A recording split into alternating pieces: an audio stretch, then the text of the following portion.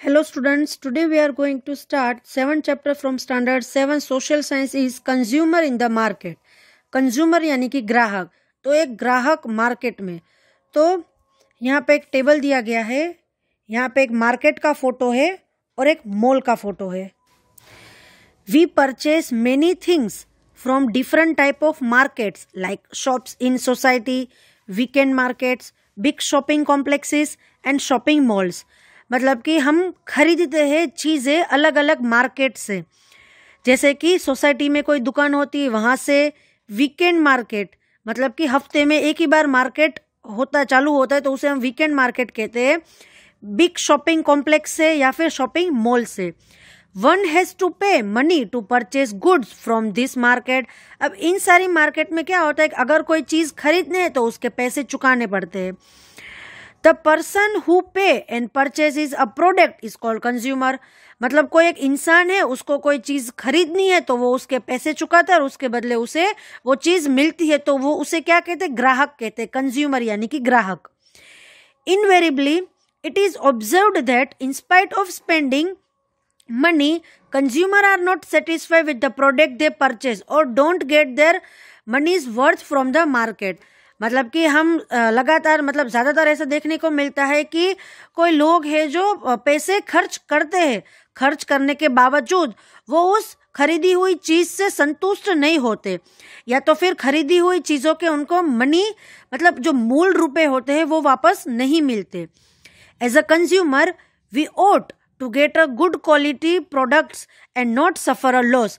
As a ग्राहक, as a consumer हमारा ये अधिकार है कि हमें अच्छी क्वालिटी की प्रोडक्ट मिले और हमें कोई नुकसान की भरपाई ना करनी पड़े। For this the government has annexed particular symbols और mark for different products tested by them. मतलब सरकार ने ऐसे सिंबल्स बनाए हैं, ऐसे मार्क बनाया है कि एक स्पेशल प्रोडक्ट के लिए एक स्पेशल मार्क होता है, उसको अब इस प्रोडक्ट को इसके मार्क की वजह से या फिर सिंबल की वजह से उसे हम पहचान सकते हैं। तो ऐसे कुछ सिंबल्स दिए गए हैं। पहला है egg mark symbol, used for agricultural products. मतलब कि जो एग्रीकल्चर रिलेटेड जो प्रोडक्ट होते हैं उसके लिए एग मार्क का जो सिंबल होता है वो यूज होता है। मतलब ये सिंबल को देखने के बाद हम ये जान सकते हैं कि ये जो है वो चीज़ एग्रीकल्चर के रिलेटेड है। ISI symbol used for house hold product. मतलब कि घर की जो हाउस होल्ड प्रोडक्ट होती है उसको अगर हमें पहचान ना हो तो ये ऐसा एक सिंबल होता है जिसे ISI सिंबल कहते हैं। वुल मार्क मतलब कि wool mark symbol is used for woollen product. मतलब कि वुलन प्रोडक्ट जो होते हैं उसको अगर हमें पहचानना है तो ऐसा एक सिंबल होता है। BIS hall mark is used for silver gold ornament. मतलब कि BIS हॉल मार्क होता है वो सिल्वर और गोल्ड ऑर्नामेंट होते हैं, उनको इस सिंबल से हम पहचान सकते हैं। जागो ग्राहक जागो, व्हाट डज द वर्ड जागो means, What should the consumer be aware of? Discuss। मतलब कि जो एक नारा है जागो ग्राहक जागो, उसमें जागो का मतलब क्या होता है और एक ग्राहक को उससे अवेयर करना चाहिए, मतलब इस चीज़ की जानकारी देनी चाहिए। ये आप अपने दोस्तों के साथ डिस्कस करोगे। What are your responsibilities as a consumer? Explain। आप एक ग्राहक हो और ये आपकी एक रिस्पॉन्सिबिलिटी कौन कौन सी होती है ये आप भी एक्सप्लेन करोगे अपने दोस्तों को। कंज्यूमर्स राइट मतलब कि ग्राहक के अधिकार। Rights are given to consumer so that he or she gets his her money's worth which purchasing a product. मतलब अधिकार दिया जाता है, हक दिया जाता है हर एक ग्राहक को, क्योंकि वो जब पैसे चुकाता है तो उसे अच्छी प्रोडक्ट मिलनी चाहिए या तो फिर उस प्रोडक्ट का मूल रुपए उसे मिलने चाहिए। ये एक ग्राहक का अधिकार है। Right to get information about goods, to choose and complain if not satisfied with the purchase product. एक हक होता है कि कोई भी अगर गुड्स है मतलब कि कोई चीज़ हम खरीदते हैं उसके बारे में हमें इंफॉर्मेशन मिलनी चाहिए, सही इंफॉर्मेशन मिलनी चाहिए। और हमने अगर जो कोई प्रोडक्ट खरीदा है और उसे हम संतुष्ट नहीं है और जो प्रोडक्ट खराब आ चुका है तो हम उसकी कंप्लेन कर सकते हैं। ये भी एक कंज्यूमर राइट्स है, मतलब ग्राहक का अधिकार है। Right to demand for the bill of the goods purchase. हमारा ये हक है, एक ग्राहक का हक होता है कि कोई भी चीज़ वो खरीदता है तो उसे बिल की डिमांड करनी चाहिए। अब एक स्टोरी दी गई है। Mahesh bhai buy a TV set from the shop अब महेश भाई ने एक टीवी का सेट खरीदा एक दुकान से। He also takes the bill and the warranty guarantee card, और उन्होंने बिल भी लिया और बिल के साथ उनको वारंटी और गारंटी कार्ड भी दिया गया।